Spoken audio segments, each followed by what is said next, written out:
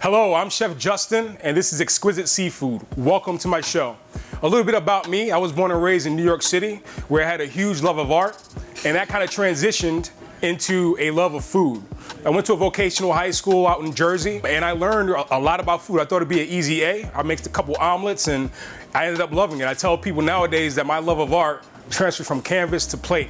I actually went to Johnson & Wales following high school and, worked in the industry during that.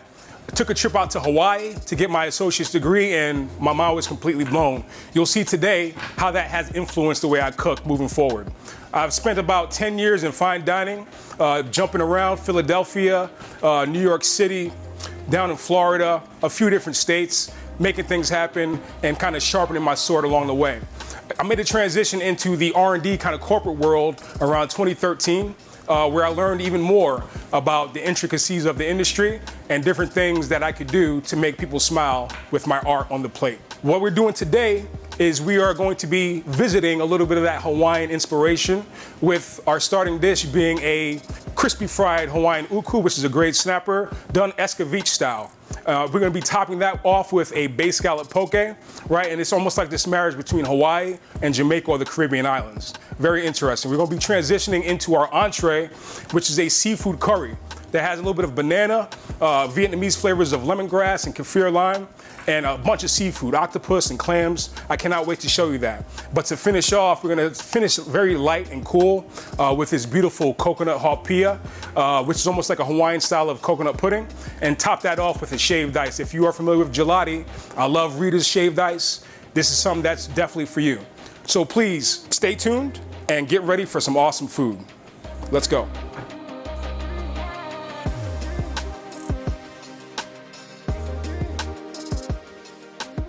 All right, Chef Jay Fields here. We're gonna be talking about a little bit of island cuisine. The reason I say island is because a little bit of Hawaiian influence going on. We're gonna be doing a poke with bay scallops, but pouring that over some fried fish in an escovitch style, right? So we're gonna be doing almost like a Jamaican or island style of technique, using some very Asian or Hawaiian flavors towards that, right? So let me just take you through some of the ingredients that we have here right now. So first we're gonna start with our sauce, right? So we're doing a nampla, what you call a nampla, or like a fish sauce, which has a lot of different things in it. We have some Thai bird chilies. We have a little bit of garlic, which we'll shave nice and thin. Some fish sauce, very pungent, salty, right? That's where our salt's gonna come from. You're gonna see this guy coming back and forth throughout the day. And what we're talking about today, we have some sweet chili sauce, nice color, a little bit of sweetness, which balances some of that saltiness of the fish sauce. And then palm sugar, right? Palm sugar, not as sweet as your granulated white sugar, but plays very nice into this almost like Vietnamese or Thai style of sauce. That will be poured over some flash seared bay scallops, okay? Bay scallops that we have, they are a 60-80 count, right? Which means that there are 60 to 80 scallops per pound. Very sweet. We don't want to overcook them. I'm just going to kind of warm them in the pan, get a little bit of caramelization. The scallops will only be in the pan for about a minute or so. We're going to deglaze that pan with our nampla, right, really quickly, along with some shaved red onion, some heirloom colored tomatoes, and of course you have some beautiful citrus juice that goes into that as well. Right over here, right, beautiful fish that we have here. This is out of Hawaiian waters, Honolulu Fish Company. This is a species called uku. All right, so uku is a gray snapper, very popular in Hawaii. A little bit of a firmer snapper, which plays well with the way that we're gonna do this. We're gonna fry that snapper up with a little bit of tapioca starch, and then get that nice and crisp, put that in our bowl, and then pour that beautiful sauce over the top, right? So let's get started, all right? Let's dig right in.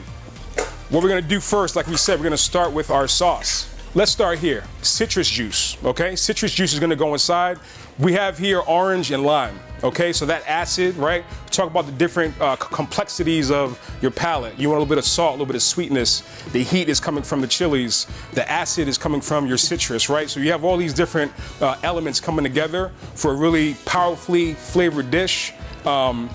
And that will go over the top of that snapper, right? So I'm gonna just take my orange. You can do blood orange, any type of orange will work, right? As long as you have that combination of sweet and acid, right? And we're gonna be doing that right down the middle. And all I'm gonna do is use my strainer here and just squeeze this into the bowl. Just trying to avoid any types of seeds, We don't want any of that stuff. We're gonna have some shaved garlic in there as well, right? Those chilies, right? So you don't wanna lose those things, but the seeds you don't want. You don't want nobody chomping down on the seed when you're making this. So we have our oranges going in, right? Squeeze those bad boys right in there like that. These don't seem to be very seedy, which is a good thing. Don't really have to worry about that, right? So we're gonna follow up with our lime as well. All right, we have our oranges in, freshly squeezed. Now we're gonna go to our limes. Like I said, one of my favorite things, the best hand massage you can get is rolling citrus to try to get that juice out, is what I really love to do. And I love hand massages, right? So we roll these things to get that juice. Limes are notorious for not having juice. It's just because you haven't like worked the lime enough to get that juice out. If you just cut this bad boy open, you'll be squeezing and you won't have a whole lot. So not only do I get a hand massage, but I get some beautiful lime juice as well. So we're doing that, we're gonna cut that in half. And again, squeezing that right into our bowl, and you see that beautiful juice coming out. That's exactly what we want. So as we talked about the acid, right? The other important piece of this is that the acid will help you to break down that palm sugar, okay? So that's the next thing that's gonna go into this bowl is that palm sugar. We have our whisk, and we're gonna add that palm sugar to our citrus juice. And just to balance it out, right? So I'm constantly thinking of the different flavors I have. I have this sweet, kind of acidic citrus juice here. I'm also gonna add that fish sauce, which has a lot of salt in it. Very astringent. If you tasted that fish sauce by itself, you would probably spit it out. Fish sauce almost acts like a vinegar though. When you add vinegar to things, it makes all the other flavors that you added it to kind of shine. So, but it has that saltiness to it as well. So what I'm looking for here, I'm just trying to make sure that that sugar dissolves. I'm looking for those granules to kind of disappear before I move on to the next step. Right, and we're just about to dissolve right there. Just using a normal hand whisk. Check that out right there. A little bit of sauce, a little brown. We add that beautiful sweet chili that's gonna hit inside there too. So fish sauce, right?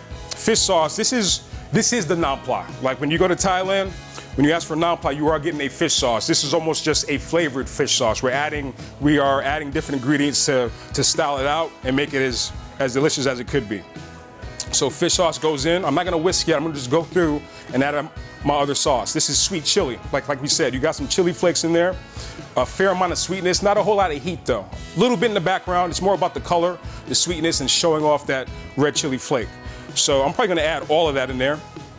Like I said, that will add you a nice color to that almost brownish sauce that you have. So we added that inside, just as so. So now that we have our liquid all together, I'm gonna go ahead and take some of this garlic. We're gonna shave that down. I kind of want that garlic to show up. When we pour this over our fish, you wanna see those nice slivers of garlic in there and have that looking beautiful. So we're just gonna I'm gonna take these little ends off of the garlic, right? Those little nubs towards the top. We were lucky enough to find some beautiful cloves, and we're just gonna shave those. So taking your knife and just going down the side of the garlic. You're looking for about maybe an eighth of an inch thick. As you can see, after I got to that little flat point, I'm just gonna flip it around to that flat side, just so I have a nice handle on it. And we're gonna add that garlic right in just like that. A little bit of shaved garlic into the pot. I'm gonna go ahead and do one more of those, right? You can never get enough garlic. So same deal, we're shaving that garlic down. As soon as I get to that flat side, go ahead and keep on shaving. All right? The kid's going to the pool, just like that. Right, so I think I have enough garlic, 2 cloves, but chilies, right? Those chilies, right? When you talk about escovitch style, I talked about Jamaican cuisine and how we're gonna be doing a lot of Jamaican type of technique here. A lot of flavors of Hawaii or Asian flavors, but you have these Jamaican techniques or escovitch. In South America or South American, Latin American countries, you would hear something called escabeche, which is very similar. You hear escabeche, or ceviche, right? You think of that, it's about, the acid and the fish and everything coming together, almost marinating the fish with this beautiful acidic vinaigrette. So we're gonna do that right over this fish that we're gonna cut here in a second. But that chili is what we're gonna talk about, right? So Thai bird chilies, very hot. They come in a variety of colors, green, red, yellow, orange, right? But they all have the same amount of heat. We're just gonna shave those down. I'm gonna be very careful not to get too much of those seeds on my hand. I want all the heats to land inside my pot so you get all those flavors marrying together.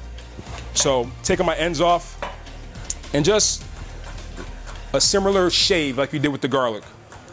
You want to be able to see these chilies though when you pour this over that fish. So I'm probably do all of these in there. Be a fair amount of heat, but like we said, we're making an escabeche, right? So escabeche, this is what you're gonna be finding. You're gonna find that heat element. You're gonna find that acidic vinegar element as well. So fair amount of heat here though. If you're a fan of heat, go all the way. If you wanna back it down, that's totally fine. But you definitely wanna have that flavor in there. It's not only about heat, that flavor is gonna permeate this vinaigrette. So right into the bowl, okay? And the good thing about doing that first is that that has a chance to almost marinate for a second, right? So we're gonna let that mix together, go back to my whisk, and just give that a mix, right? And you have that garlic, I see that shaved garlic in there, I see those chilies. I don't know if you get a shot of that, but there you are, right? So when you go to a Thai restaurant, Vietnamese restaurant, they'll have this sitting on the table, just waiting for you. You kind of add it to your pho, add it to, you know, whatever noodle dish that you have. Really good, really flavorful. A lot of ways that you can use this bad boy. All right, so that is done, right? So this is your first component of what we are going to be doing today, talking about that snapper escabeche style or escabeche. So moving on to our snapper, we talked about this Hawaiian uku. Okay, so beautiful gray skin. You see that? It's called Hawaiian uku or gray snapper. Beautiful gray skin there. That could be seared on for a nice crispy skinned fish. Beautiful kind of pink flesh. On the other side, we're gonna take that skin off and we're gonna chunk it out, right? We're gonna probably do about inch to an inch and a half chunk that we're gonna fry and then put on the bottom of our dish. So take a beautiful knife and I'm going right under the skin, taking that tail piece and just barely getting under the skin, and then I'm pulling, right? Taking skin off a fish, you always wanna not take too much flesh off. You wanna stay pretty close to that skin. I have a sharp knife and my knife is at about a 45-degree angle. And I'm doing more pulling than I am working the knife, right? So I'm pulling that skin back, knife is going back and forth. Once you get going, you can get all that skin off that fish, just like that, right? And we're just gonna take that, toss that down. We're gonna keep trimming this fish up, right? So basically what I'm trying to do is I'm trying to get down to this beautiful flesh in the middle. I don't want too much of that bloodline though, right? So when I say bloodline, we're talking about right down the center of that fish. I kind of want to cut down both sides and remove that so when we fry this fish up, you don't have too much of that bloodline, which turns kind of brown, okay? So putting that fish down and I'm taking my knife and I'm going right down the side where those bones are. I'm feeling with my fingers. You know, a lot of people are like, hey, you should be using gloves when you handle fish. You know what? You can tell a lot about a fish with your touch, you know? Of course, always wash your hands, but when I'm touching this fish, it feels fresh to me. You know, it's not slimy, it's not smelling fishy, right? And then the bloodline itself is a great indicator of freshness, right? A beautiful redness to there, not too brown, right? That tells me that the fish is fresh and I'm ready to go with that. So like we said, we're gonna go with about inch to inch and a half chunk. I'm not gonna, you know, trim this up too much. I don't wanna lose this. You know, you would start trimming too much, you end up losing too much of the fish. This is supposed to be a very almost rustic kind of dish, right? So we're just gonna make some nice chunks. Behind me I have some oil on the heat, about a medium heat. It's been on there for a while, so it'll be nice and ready for me. When we're ready to fry this fish up, that oil is hot and ready to go, right? So this is that uku all chunked out, just like we said, beautiful cubes right there. I'm gonna take that bloodline, just toss. We're not doing anything with that today. And I'm just gonna slide over here and add this to my bowl. All right, so put that in there. Fish will stay to the side. I'm just gonna go ahead and wash my hands really quick. Be right back. So we have our fish. We have our nampla or our fish sauce, right? Put my fish knife on that side. Now that we have this situated, I'm gonna go ahead and talk about our veggies, right? This is gonna be our saute, right? So we're deep frying this with a little bit of tapioca starch. The reason I like tapioca starch, it gives you a certain crunch to the fish. Tapioca starch gets used a lot in Hawaiian cooking. We have some of that to the side. So we're gonna take that fish and then dip it in this tapioca starch, get it nice and coated. I'm not gonna over season this. I'm actually not gonna season this at all because this sauce has so much flavor in it, right? So much flavor. We're gonna also add, our tomatoes, our red onion to our scallops in that pan, develop even more flavor and deglaze with this sauce. All those flavors come together. So you don't wanna over season by adding seasoning here, inside your flour, everywhere. Your dish will be over seasoned, and that's, it's a killer for that guest palate. You want them to enjoy it. So I'm gonna put this to the side. We're gonna get these veggies cut up, right? My scallops are ready to go. These beautiful heirloom tomatoes, okay? Heirloom baby tomatoes. We have some red, some yellow. Great way to get a lot of color onto the plate without a lot of effort. And these are fairly cheap as well, right? So I'm gonna go ahead and wipe my knife down.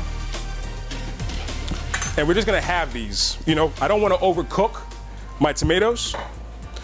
Just like our scallops, like we're just trying to warm this inside of our pan. So we're cutting these in half. I want a nice arrangement or assortment of color, a nice rainbow, right? We're gonna taste the rainbow today, but no Skittles involved. This is all natural, all right? So we're cutting those in half, and we have some purples, we have some reds, maybe another orange in there, and that should be good. I don't need too much. I'm probably not even gonna use all of that. Onion, okay? When you go to Hawaii, you get a poke. There's something called Maui onion. A Maui onion, a little bit smaller than this, a lot sweeter though, and that's why we're using a red onion versus a white.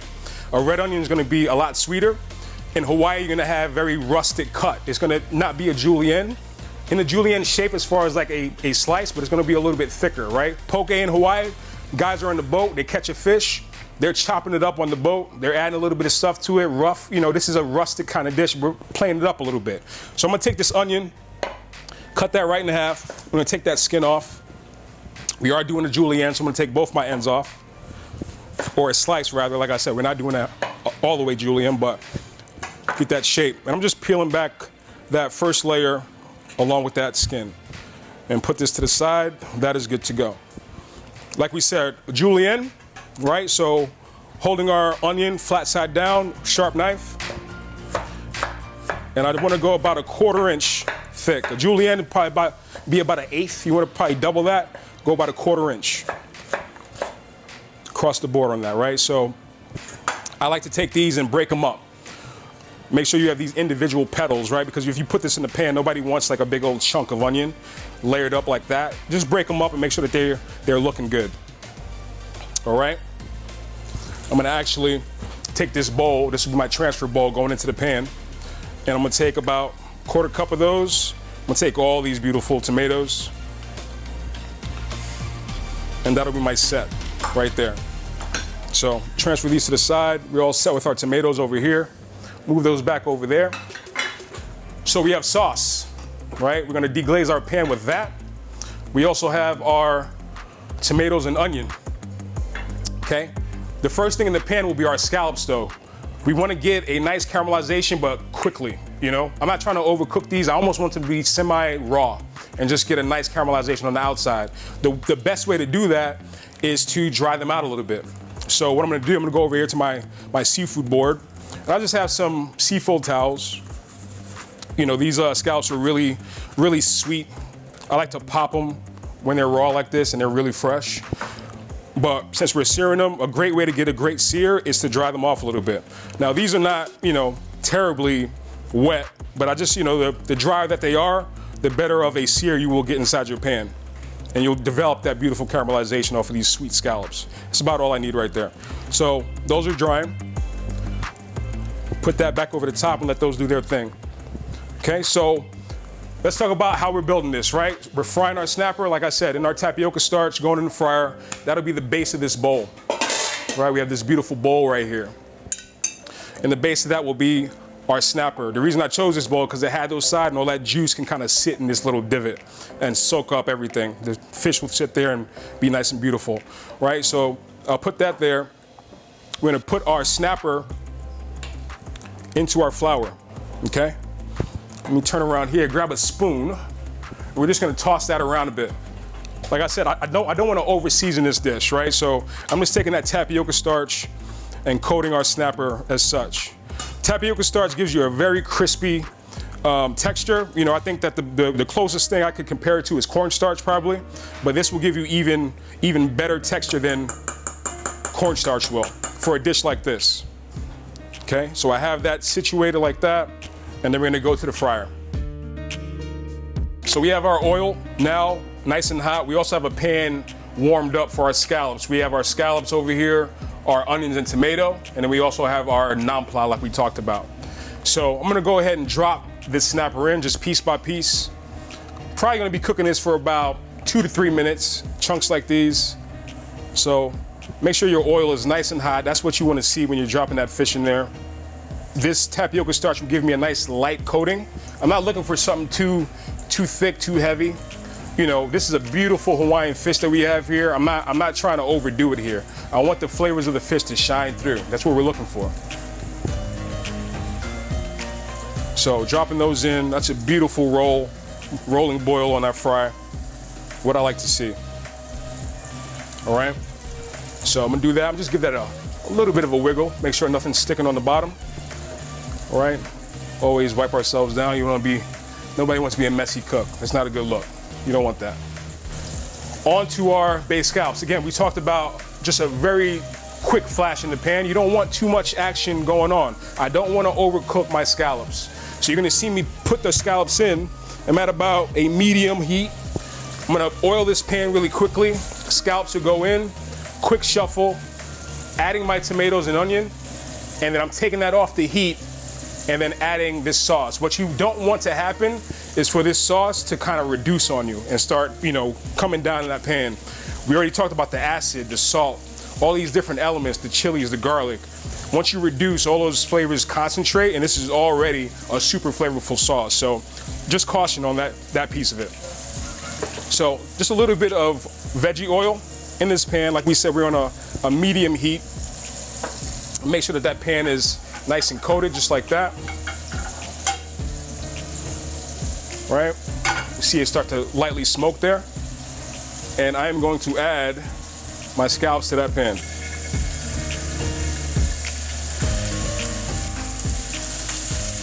I'm purposely dropping each one in because I want each scallop to be caramelized. Sometimes if you just dump the whole thing in, you overload the pan, you're not getting the proper sear in your fish.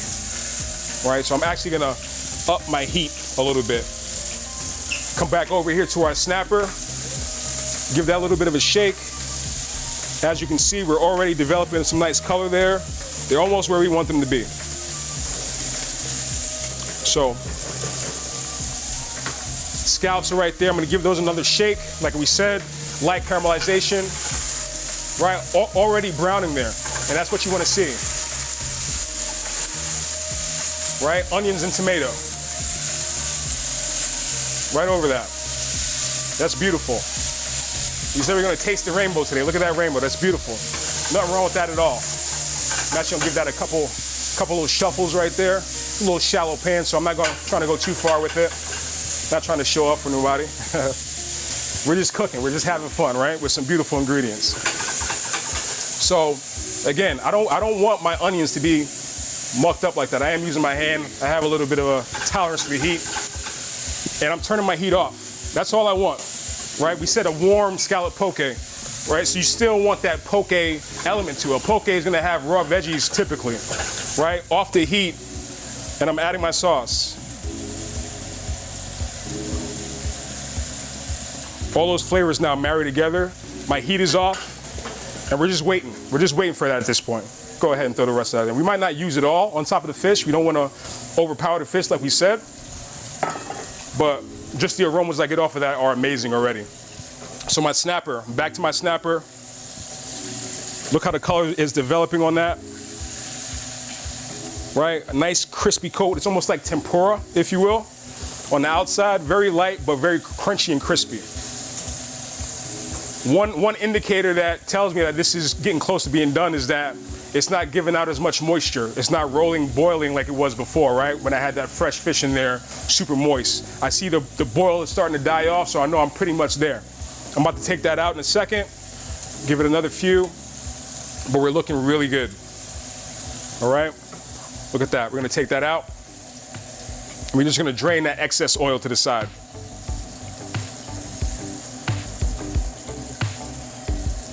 Just make sure you get rid of that excess oil. You have some oil inside your poke, and and all those beautiful ingredients as well.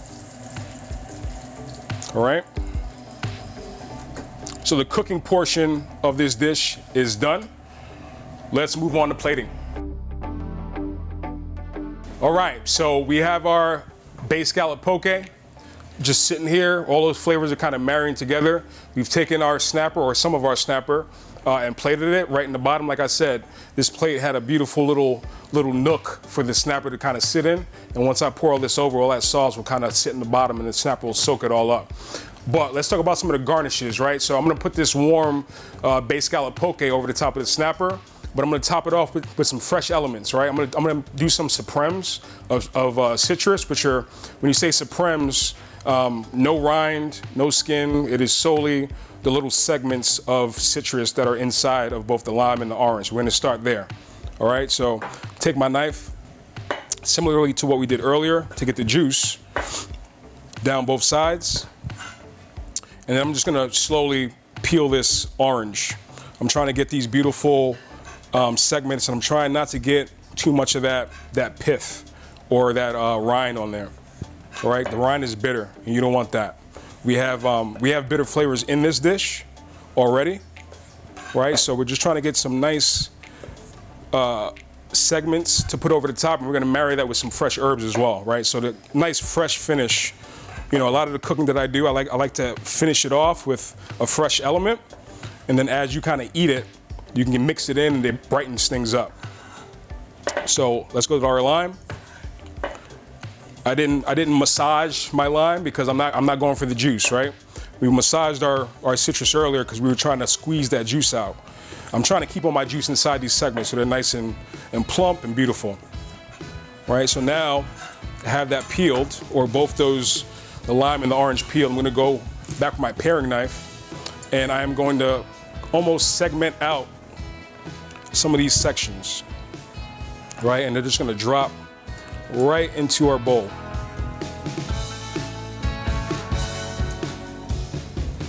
Got a little pith there, I'm gonna skip that one. We're not gonna take this whole orange. Like I said, we got some lime that's happening too. So maybe about 4 of those. And then we're gonna take our lime. Of course, let me clean that up. Our lime is gonna be smaller, right? So you have both of these beautiful citrus elements on here. You could easily take some mango or some passion fruit, right? You know, some of the freshest, most beautiful, and the biggest fruit I've seen in my life has been in Hawaii. It was almost like mutant mangoes. They were like this big, man, and they were delicious. They actually took a lime, halved it, squeezed it over a piece of dragon fruit, and then took passion fruit, popped that open, and squeezed that over the top, and it was like the most delicious thing I've ever had. All right, so we have our citrus segments there. Now I'm going to, actually before I go to put my mint on, I'm gonna go ahead and we're gonna top this snapper off with this base scallop poke. So all those flavors have come together. Let me just give that a quick taste, right? Always give it a taste. You might need to add a little bit more chili, you know, a little bit more of that sweet chili sauce, balance out the sweet and the salty. And that is good. The chili, I got spice, I got salt, I got citrus, and I got sweetness from that sweet chili. And that's nice. It's not too hot though. I am famous for, if I taste something too hot, I'm getting hiccups immediately, and I hate it. So I'm very careful about the amount that I put over there. So let me just open this up so you see what we're doing here. We're not gonna use all this. I made extra so everybody can snack a little bit, but I'm just gonna take that and pour that over that snapper, just as such, right? I'm using this spoon just so I could be very, very delicate, and you know, this is your finesse. You know, it's a rustic dish, but we're making it a lot more sexy than what you would necessarily find in Hawaii. You know, you will find this at your finer dining restaurants, dishes like this, but again, fishermen are going out catching these fish, and they're doing what we're doing right here in a very rustic way, right on the boat with that beautiful fish. So we have that topped off. I am going to now take a little bit of herbs, right? So I have some beautiful herbs here, and we're gonna be using this for the next course as well. I have this plate of herbs.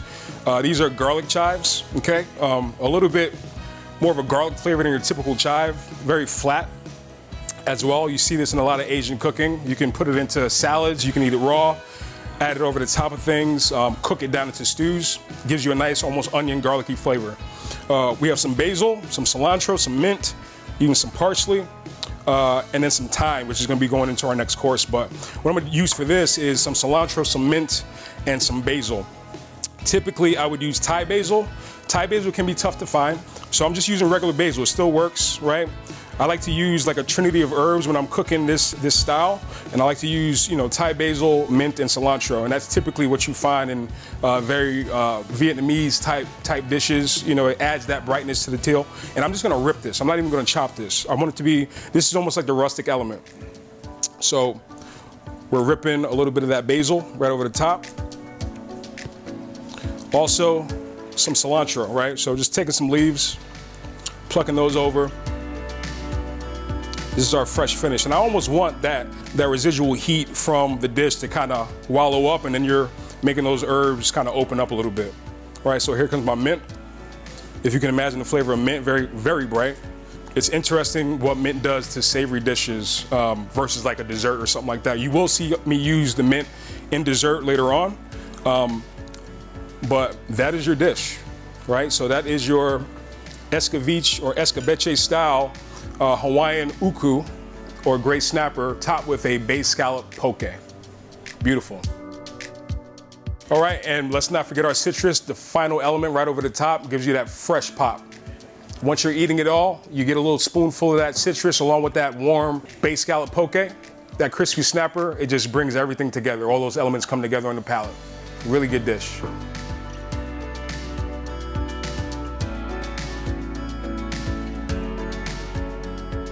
All right, so we are back. We're off to course number 2. We're staying in the same vibe though, right? That kind of island Hawaiian, you know, super flavorful vibe is what we're doing today. So staying in the seafood lane, what we have today, we're gonna do a mixed seafood banana curry. And that is gonna go with some veggie noodles, right? So kind of thinking, you know, veggie noodles, staying fresh and healthy, cutting the carbs nowadays is like kind of hip. Whether you're all the way in on like a certain diet or if you're just kind of being healthy and just health conscious, right? So what I have in here is I have some zucchini that we have noodled out. We just put that on the mandolin. Nice little julienne on it, nice and long, right? Once you heat that, that'll be like noodle-like.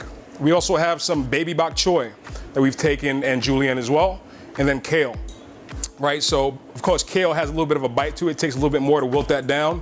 All the way down to your zucchini probably comes up quick. So we'll talk about how we get into that. We still got the herbs in play, that's why you see them there. We have our curry sauce to the left. Curry sauce that we made is almost like a mixture of if a Jamaican curry and a Thai curry came together and had a baby, right? So I talk a lot about this like island influence. I'm a really big proponent of like globally, there's a lot of common threads when it comes to cooking, especially curries, right? You find curry in India, you find curry in a lot of Asian countries, you find curry in the Caribbean islands here in America, right? But there's a common thread in the flavor. And I kind of took a little bit of the elements of like a Jamaican curry along with a Vietnamese or like kind of Thai curry, mix those together. But what you're gonna add is that banana, which gives you that very tropical feel as well and gives a nice body to the dish. The different seafood that we have right in front, we have some beautiful salmon. I just got this from a local Whole Foods, Norwegian style, very clean salmon. We just, you know, made a couple medallions right there, a little bit of salt and pepper on top. What we have here are sun shrimp, okay? This is sun shrimp. These are USA grown off the coast of Florida. Whole shrimp, these are head on, shell on. We, you know, took out that vein in the back, but there's a whole lot of flavor inside that head. And you know, it's nice to have a USA grown shrimp. A lot of the shrimp that comes to this country is coming from the Asian countries. Not saying that those are bad, but anytime you can have that call out, hey, these are USA raised, it's always a good thing, very sustainable. Also, some little neck clams, right? So we're gonna steam those open. Once you steam those open, that juice inside the clam will kind of mix with the curry. You know, in other situations, I may have made a seafood stock, right? But since we're doing clams, the clams almost have a seafood stock within them. And once you simmer those down along with that curry, everything opens up and that flavor mixes with the curry and becomes one. We also have some Spanish octopus, okay? This is par cooked Spanish octopus. This is coming from Pesca Nova, okay? They have a lot of retail packs, a lot of different ingredients. This particular ingredient is Spanish octopus, like I said, par cooked. So you can take it from the package, add a little bit of seasoning, and go right to cooking with it. Versus getting raw octopus, there's a whole process that comes with that, massaging, salt, all this stuff. This is a great high quality product that you can get right down to cooking and have an awesome meal. So let's talk about this curry, right? So I'll cook this down. What we did here, you know, I talked about the combination of Jamaican influence or island, you know, Caribbean island influence and Vietnamese or Asian type of influence on a curry. Now, making a Jamaican curry, a lot of time you take that dry powder and toast that in the pan. And I actually did that for this dish. Toasted that in the pan and let those flavors of the dry curry open up. You really want to kind of activate the flavors inside that curry. But I married that with a Penang curry, right? So it's almost like a curry paste that you find in Asian countries that have all kind of ingredients, lemongrass, kaffir lime, those Thai chilies that we talked about earlier. All those things are present, right? So you have this very, very flavorful, aromatic paste that we're marrying with a very almost island Caribbean style of making a curry with that dry powder. I'm also adding a little bit of thyme, right? Thyme is something that you typically wouldn't find in an Asian type of curry, but you will find in a lot of like chicken curry, goat curry, or curry goat, peas and rice, things of that nature in your island kind of cuisines, right? So we're gonna add a little bit of that thyme into the mix and just kind of have that wilt down. But we said banana, right? So I have some banana. I'm gonna take half of that, slice it up, and we're gonna blend everything. I have some shallot in here, right? Some lemongrass. I have some more of those chilies. I kind of fortified the sauce with the same stuff that was in that curry paste that I used, right? So it gives it body, it gives it a little bit more. And when I pour it over these clams to kind of open those up, you'll see how everything comes together. So first things first, have my banana here. What I'm gonna do is I'm only gonna take about half of this, right? Because I want to be conscious about the sweetness that it will introduce, as well as the body. So I'm just going to take that and we're going to slice it down. So slicing those down, we're going directly into a blender with that because we're trying to get our sauce to be a nice puree. You want it to be able to easily go over that plate, open up those clams and not have too much going on, right? Too much of that heavy ingredients. So I'm going to take my curry. Like I said, I added a little bit of that thyme, and I'm just gonna pour that into this blender. You know, anytime you are blending hot sauces, just be careful of that steam. You know, a lot of the time, you'll add your hot liquid, you turn this thing on with the lid totally tight, and it'll blow up on you, make a whole mess. I'm gonna add a little bit of water to this just because I think that got a little bit too thick, and I'm gonna be adding the banana, which is gonna make it even thicker. So I'm just gonna water it down a little bit, and I'm gonna add that water to the pan, just so I pick up all that residual flavor that was down in there. I don't want to get rid of that, right? So almost like you're making a quick stock. A little bit more in there, right? That curry is super flavorful. You have that fish sauce in there. Once again, I told you that we would be revisiting a lot of these ingredients, and that's exactly what we did with this sauce. So the bananas go in. You know, if you've ever been to a Vietnamese restaurant or a Thai restaurant, a lot of places they'll have a curry menu, and you can get banana curry, peanut curry, green curry, red curry, all kind of curries. I'm a really huge proponent of banana curry with seafood. It just has a certain you know combination of flavors that you can't necessarily get anywhere else. So this blender has a little bit of a hole, and so I'm gonna take that off so it doesn't explode on me. Like I said, when you seal it off and you hit that button and it's hot, it'll explode. So, but I am gonna put a towel over the top just in case. Right, so turn that on. And once you get it going, you can turn it up a little bit higher.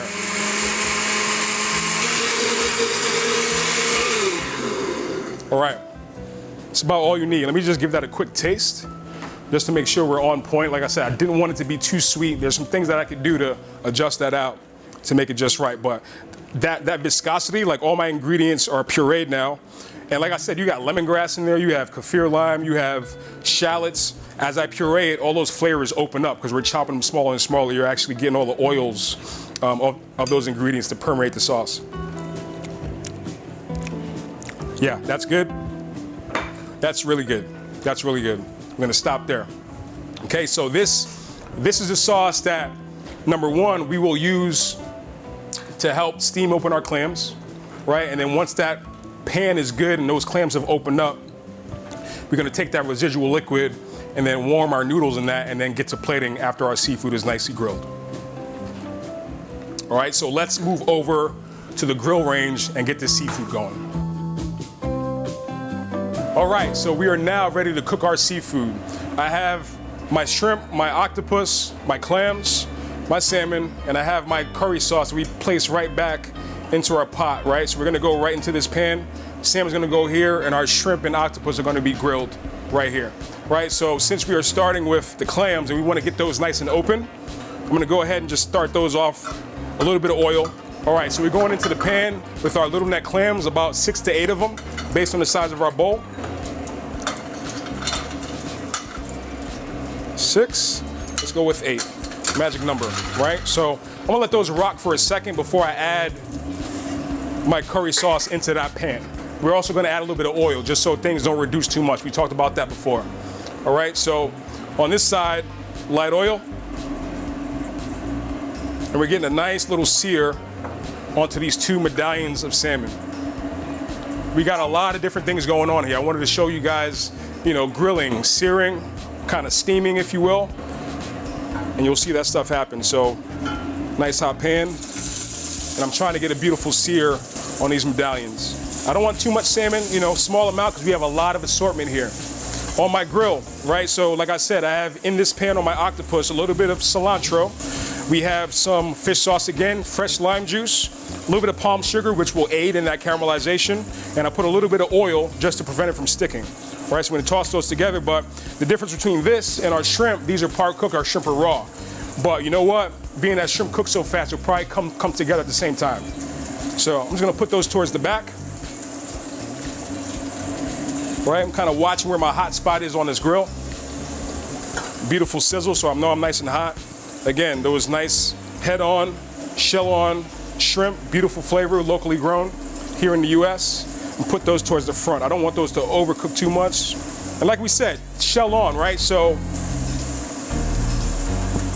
I'm not afraid to get dirty when we eat, right?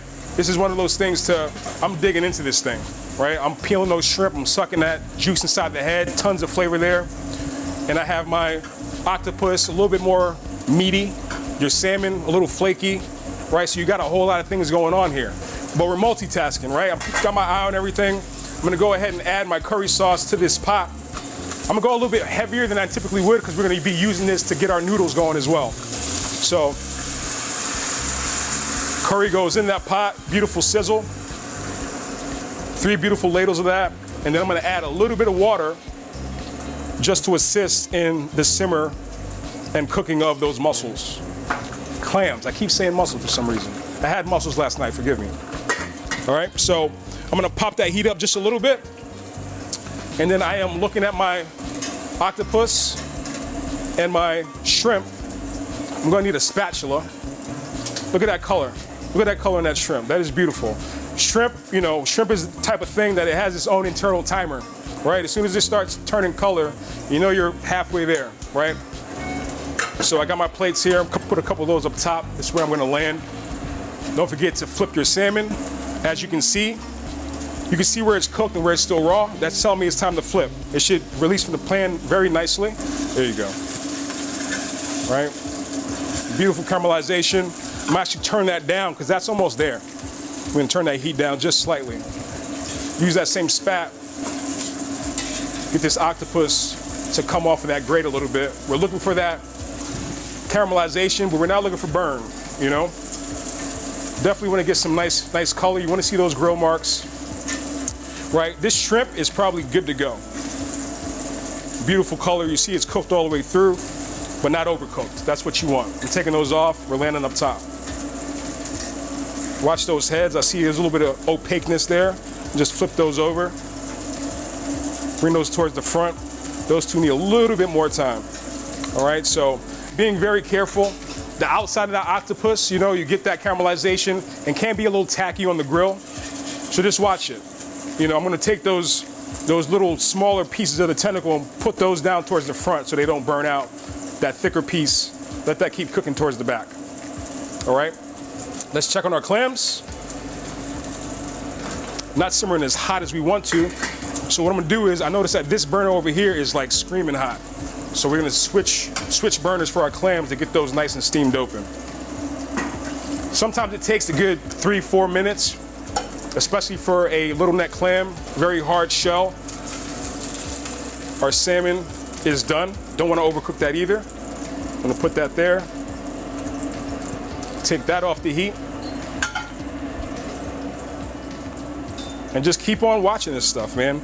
You don't want too much char. I like to get a little bit of char on that tentacle part, right? Those abductors that kind of grab the prey in the wild. I want to get a little bit of char on there, right? That has great texture. It looks cool. It looks cool on the plate, having those out there, right? Look at that. That curl is amazing. It's almost like a little S curl or something on top of your head, huh? Let's take a look at these. Right, so we're rolling. We're rolling. Those might take a little bit, but you see your sauce is going there. It's looking good, right? And all of this is going on the plate. Every last bit of seafood that you see here is going onto that plate.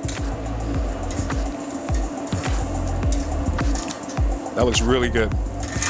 We're gonna go ahead and take that octopus off as well. All right, we're gonna let these clams cook until they open up. We're gonna grab all this beautiful seafood and put it on one beautiful plate as one dish. All right, I think my clams are about done, so I'm gonna go ahead and lift this up. Beautiful, that's exactly what you're looking for right there. See that? Clams are open. We don't wanna take these too much further, right? Once they open, that's a beautiful sign that they're ready to go, they're cooked, they're perfect. So I am going to take those clams individually. We're gonna transfer these clams up here, but keep my broth because what did we say earlier? We're gonna be cooking our noodles in that curry sauce and then go from there onto the plate as well. I'm removing my clams so they don't overcook. They are beautifully cooked now that they are open. I'm gonna go ahead and go directly into our noodles, okay? Like we said, kale, baby bok choy, and zucchini. Tap that, take that off the heat. I don't want to overcook this. And I'm just letting that natural heat from the dish warm everything through. You know, one of my biggest pet peeves with zucchini noodles is that people overcook them. I actually like to eat zucchini noodles raw. If you overcook them, you don't have that noodle-like experience. They become too soft, right? And that's a very integral part. If you're gonna tell me that I'm having noodles, it better be a noodle experience. I'm not gonna put everything in there, just that. We're gonna let that wilt for a second and get right into plating.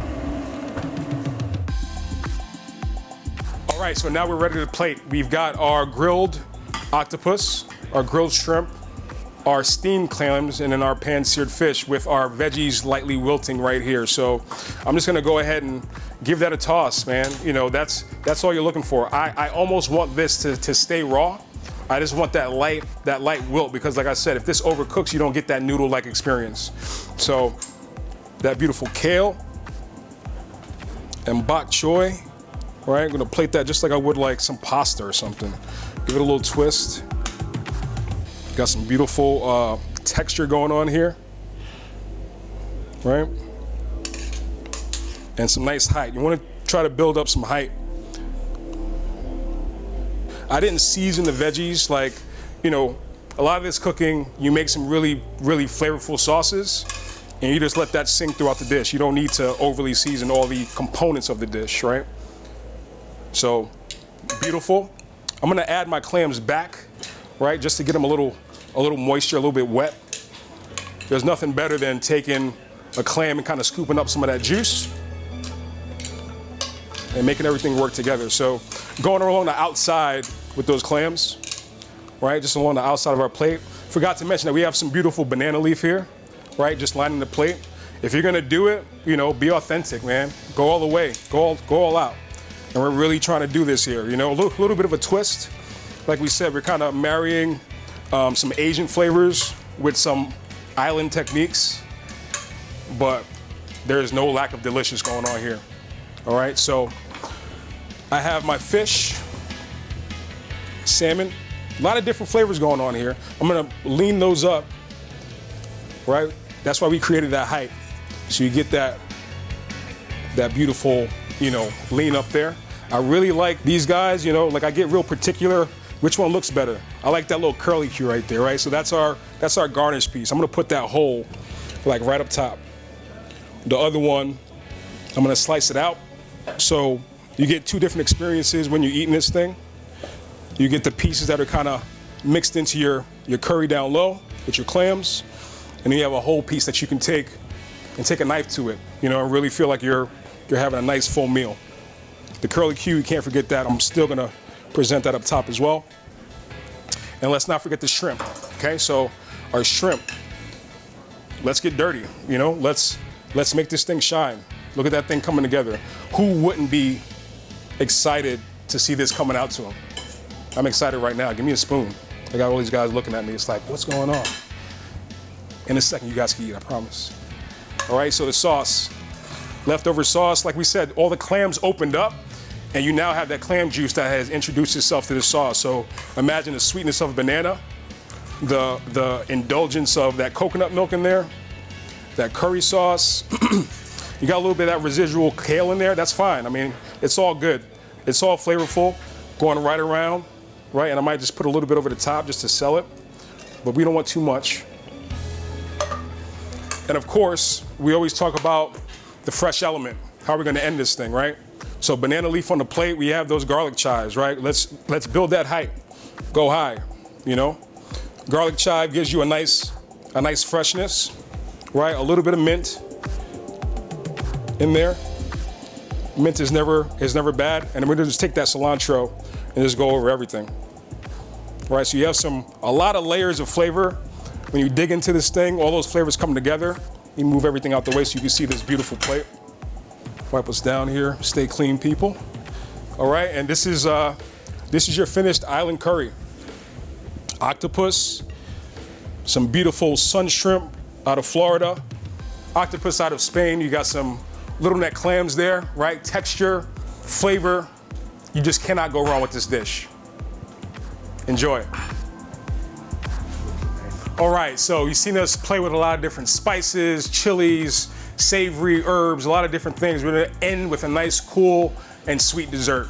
So we're gonna do a mixture of a coconut hapia, which is almost like a Hawaiian style of a coconut pudding. And we're gonna top that with a pineapple lime granita, which is essentially an easy way to make shaved ice. What I did here, took a pineapple, 1 lime, a little bit of sugar, a little bit of salt. We blended everything inside a glass container, put this in the freezer for about 3 hours. Coming out of the freezer, this is how it looks. And all we did was take a fork and shave that, and this is what you have right here. Almost like exactly like shaved ice. Underneath that is going to be that coconut pudding, right? So we have that in the bowl as such, up front. And I'm gonna take that shaved ice and just stack it up high. You know, I love Italian ice, right? Rita's is one of my favorite places, especially in the summertime. And if you ever had one of those gelatis where you got the gelato on the bottom and then you top it with that shaved ice, very similar kind of experience here, right? Awesome for the summertime. I'm gonna stack that up nice and high. Who doesn't love a snowball just like this? And it's all fresh. What I'm gonna do though is, right, mint. I always said that I love the top with fresh elements, and mint just works here. We've been doing savory all day, right? A little bit of that mint will just make this whole thing pop. And I'm just gonna chiffonade it. I don't want too much, but I just want a little bit over the top just to you know, tantalize the palate a little bit, right? This is a nice fresh ending, and you have the coolness there. This will definitely cool you off after all that heat of the curries and the naan that we talked about earlier. A little bit of that, take a spoon, and you can just enjoy that just like that. I think I'm just gonna go ahead and dive in my damn self. Here we go. Not too sweet, just enough, super cool, super refreshing. There's nothing wrong with that at all. Have fun making this one, it's awesome. Hey guys, thanks for joining me today. I had a whole lot of fun showing you a little bit of my knowledge, passing that on to you. Hopefully you were equipped with the tools to get the job done. We did a little bit of island hopping today, man. We went out to the islands of the Caribbean, right? We took some learnings from that, coupled that with a few of the different Hawaiian flavors, right? And created some beautiful dishes. I'm sure you can recreate these in your home the same exact way. Just remember, do me this favor, never stop cooking. No matter what you do, never stop cooking. I'm Jay Fields, and I'm out.